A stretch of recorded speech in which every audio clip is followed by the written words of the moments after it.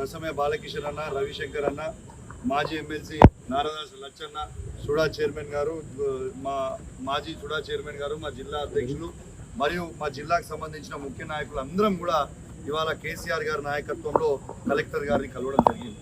ఇలా ముఖ్యంగా కలెక్టర్ గారికి ఒకటే మాట చెప్పిన, నా హుజురాబాద్ నియోజకవర్గంలో కేసీఆర్ గారు దళిత బంధు అని ఒక పైలట్ ప్రాజెక్ట్ మొదలుపెట్టి సాచ్యురేషన్ మోడ్లో హుజురాబాద్ నియోజకవర్గంలో దాదాపు 1800 కోట్ల రూపాయలని ఇలా దళిత బెనిఫిషరీస్కి వాళ్ళ అకౌంట్లో డిపాజిట్ చేయడం జరిగింది.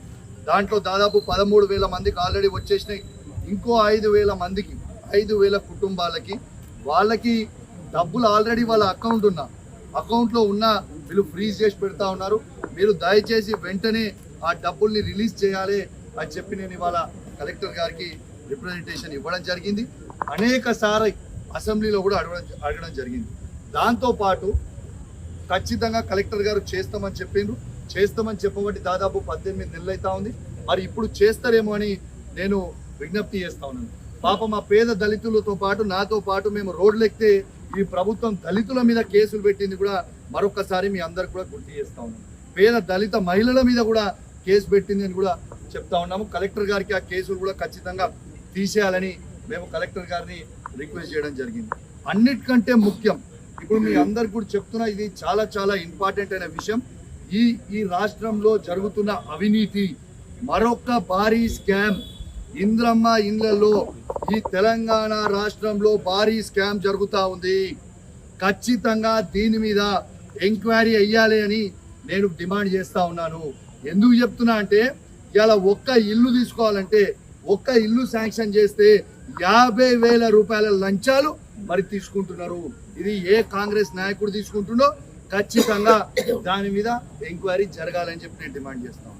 ఇలా జియో నంబర్ 7లో ఏమని చెప్పిండ్రు, జియో నంబర్ 7లో ఇలా వాళ్ళు ప్రభుత్వం ఇచ్చిన జియోనే, ఆ జియోలో ఏం చెప్పిండ్రు, గ్రామ సభలు పెట్టి ఇలా బెనిఫిషరీస్ని మేము ఎంపిక చేస్తాము అని చెప్పిండ్రు.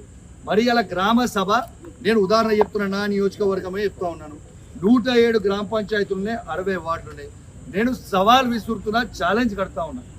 ఏ ఒక్క ఊర్లో కానివ్వండి, ఏ ఒక్క వార్డులో కానివ్వండి గ్రామ సభ పెట్టి బెనిఫిషరీస్ని ఎంపిక చేసిండ్రా? దీనికి నేను జవాబు అడిగితే, ఇప్పుడు కమలాకర్ అన్న నాయకత్వంలో మేము జవాబు అడిగితే కలెక్టర్ గారు చెప్తా ఉన్నారు, ప్రజాపాలనలో మేము పెట్టినాం గ్రామ సభ అన్నాడు. ప్రజాపాలన అప్లికేషన్లకి గ్రామ సభలు పెట్టలేదు. ప్రజాపాలనలో అప్లికేషన్లు మాత్రమే తీసుకున్నారు. నా హుజురాబాద్ నియోజకవర్గంలో ఉదాహరణ చెప్తా ఉన్నాను. నా హుజురాబాద్ నియోజకవర్గంలో 39,000 మంది ఎలిజిబుల్ అని 5 మండలాలలో 2 మున్సిపాలిటీలలో వాళ్ళే డిసైడ్ చేసిండ్రు. మరి ఆ 39,000 మందిలలో ఇవాళ ఇప్పుడు అనౌన్స్ చేస్తున్న లిస్టు బూత్కి 9 అని ఎట్లా అనౌన్స్ చేసిర్రు? మరి గ్రామ సభ ఎందుకు పెడతలేరు? ఎవరి ఇంట్రెస్ట్ ఉన్నది ఇలా? మరి గ్రామ సభ పెట్టి బాజాబ్తు ఆయన ఏ నాయకుడు ఏ పార్టీలో ఉండనివ్వండి, కాంగ్రెస్ పార్టీలో ఉండనివ్వండి, బీజేపీ పార్టీలో ఉండనివ్వండి, బీఆర్ఎస్ పార్టీలో ఉండనివ్వండి, ఎలిజిబుల్ ఉంటే వాళ్ళకి ఖచ్చితంగా ఇవ్వాలి. ఇలా రాజకీయం చేయకూడదు. మరి ఇలా రాజకీయం చేసుకుంటూ చేయకూడదు అని చెప్పుకుంటూనే రాజకీయం చేసుకుంటూ గ్రామ సభ లేకుండా మీరు ఎందుకు ఎంపిక చేసిండ్రు? ఎవరిని అడిగి ఎంపిక చేసిరని చెప్పి మేము అడుగుతా ఉన్నాం. ఖచ్చితంగా దాని మీద జవాబు చెప్పాలి. ఇది హుజురాబాద్ నియోజకవర్గంలోనే కాదు, మొత్తము తెలంగాణలోనూ అతి పెద్ద కుంభకోణము. నేను బాధాప్తు చెప్తా ఉన్నా, దీని మీద ఎంక్వైరీ చెయ్యాలి. ఇది కుంభకోణం అనేది ఖచ్చితంగా క్లియర్గా కనబడతా ఉంది.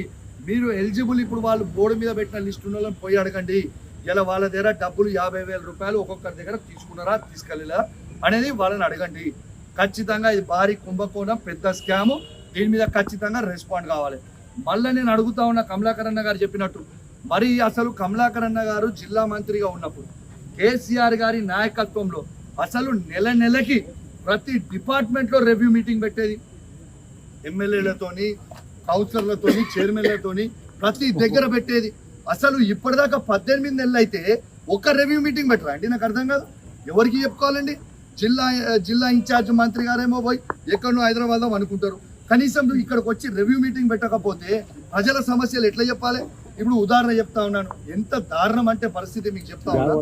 ఇలా ఎస్డిఎఫ్ ఫండ్స్ మా నియోజకవర్గంలో ఎస్డిఎఫ్ ఫండ్స్ శాంక్షన్ అయినాయి. వాళ్ళ కాంట్రాక్టర్లు ఆల్రెడీ అవి కట్టిండ్రు. ఎంబీ రికార్డులు అయినాయి, అవి ఎస్డిఎఫ్ క్యాన్సిల్ చేస్తారు. మళ్ళీ ఎవరిని అడిగి క్యాన్సిల్ చేసిరు, దేనికి అడిగి క్యాన్సిల్ చేసిరు? మళ్ళీ ఎంబీ రికార్డులు ఎట్లయినాయి? ఎంపీ రికార్డు అయినప్పుడు క్యాన్సిల్ ఎట్లా చేస్తారు? దీనికి బాధ్యత ఎవరు వహిస్తారు? ఖచ్చితంగా ఎవరైతే నిర్లక్ష్యం వహించారో ఖచ్చితంగా అధికారులను సస్పెండ్ చేయాలని చెప్పి నేను డిమాండ్ చేస్తా ఉన్నాను. ఎందుకంటే ఆడ వర్క్ చేసి పెట్టిన తర్వాత ఎవరు చూసుకునేటోళ్ళే లేరు, అడిగేటోళ్ళు లేడు, చెప్పేటోళ్ళు లేడు. ఎవరు ఈ మంత్రి ఉన్నాడా లేరా, అసలు ఈ జిల్లాల మంత్రులు ఉన్నారా లేరా, అసలు ప్రజల సమస్యలు పట్టించుకుంటారా పట్టించుకోరా, ఏంటిది అసలు? దారుణమైన పరిస్థితి. నిన్న నా ఇల్లంతకుంట మండలంలో సన్న వడ్లు పంట పండియండి, మేము 500 రూపాయలు బోనస్ వేసుకున్నాం గొప్పగా చెప్తున్నాం. ఏడేస్తున్నాండి. నిన్న ఇల్లంతకుంట మండలంలో మరవన్పల్లి గ్రామంలో అమరేందర్ రెడ్డి అనే ఒక రైతు సన్న వడ్లు పండిస్తే వర్షంకి తడుస్తూ ఉంది, ధాన్యము ఎత్తుకుంటామంటే కనీసం తీసుకుపోతలేరు. జమ్మికుంటలో ఆడున్న మిల్లు నేడు తీసుకుంటారు, మేము కరీంనగర్ పంపుతామని నిన్న వాళ్ళు వైరల్ అయినప్పుడు చెప్పారు. ఎందుకు తీసుకోవాలని జమ్మికుంటలా దేనికి తీసుకుంటారు? ఈ ప్రభుత్వం ఏమి చేస్తుంది అని చెప్పి నేను అడుగుతా ఉన్నాను. ఖచ్చితంగా మేము చెప్తా ఉన్నాం, కాంగ్రెస్ మంత్రులకు చెప్తా ఉన్నాం, రేవంత్ రెడ్డి గారు కూడా చెప్తా ఉన్నాం. ఖచ్చితంగా మేము కేసీఆర్ గారి నాయకత్వంలో ప్రజల పక్షాన నిలబడి తీవ్రమైన ఉద్యమం చేస్తాం. మీరు మీ ఇష్టరాజ్యం చేసుకుంటా అందాల పోటీ ఎవరు అడిగింది భయ్? అందాల పోటీల మీద రివ్యూ మీటింగ్ పెడుతుండ్రు. ఒక్క రైతుల ప్రొక్యూర్మెంట్ మీద రివ్యూ మీటింగ్ పెట్టిండా? ధాన్యం తడిచి రైతులు అల్లాడిపోతున్నారు. ఇప్పటిదాకా రైతులను పట్టించుకుంటా కనీసం కొంటూరు రాదు. ఏమవుతుంది? రివ్యూ మీటింగ్ అలా పెట్టినరా? జిల్లాలో పెట్టిర్రా? రాష్ట్రంలో పెట్టిర్రా? అంటే కేవలం వీళ్ళు పోయి విల్లాసంగా దావతులు చేసుకోవాలి, ఎంజాయ్ చేయాలి. మన తెలంగాణ ఆడబిడ్డల పరువు తీసిండు ఈ రేవంత్ రెడ్డి గారు ప్రభుత్వం చెప్పక తప్పదు. నేను అడుగుతా ఉన్నా, మా తెలంగాణ ఆడబిడ్డల ఆత్మ గౌరవాన్ని తాకట్టు పెట్టిన రేవంత్ రెడ్డి, సిగ్గు శరం లేదా నీకు అని చెప్పి నేను అడుగుతా ఉన్నాను. మా తెలంగాణ ఆడబిడ్డలతోని ఎవరో ఎక్కడి నుంచో వచ్చిన విదేశీయుల కాలు వెలిగిస్తాను, ఎంత ధైర్యం నీకు? ఖచ్చితంగా దీన్ని మేము తీవ్రంగా ఖండిస్తా ఉన్నాం. కేసీఆర్ గారి నాయకత్వంలో మేము దీన్ని తీవ్రంగా ఖండిస్తా ఉన్నాం మా పార్టీ పక్షాన. ఎందుకంటే